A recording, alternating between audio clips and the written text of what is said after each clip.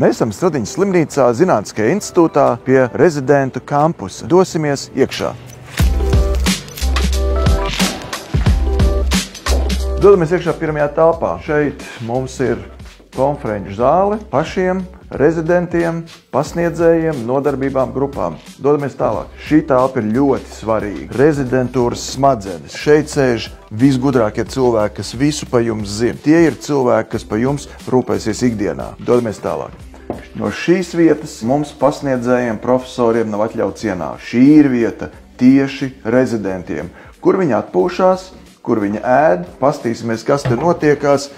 Tas ir rezidents. Katram rezidentam, protams, arī ir sirds, jo mūsu rezidenti ir labākie rezidenti. Labdien! Ir prieks, ka arī ir vieta, kur rezidenti var aizbēgt no profesoriem, pasniedzējiem un paši nodarboties ar ļoti svarīgu pacientu ārstēšanu, varbūt domāšanu pa jaunām lietām. Un šī pēdējā telpa, es domāju, ka šitā man būtu vismīļākā, ja es būtu rezidents. Šī ir vieta, kur var mierīgi atnākt, paskatīties televizoru, iedzert kafiju, darīt vēl visu, kas nav aizliegts, jo kas nav aizliegts, tas ir atļauts.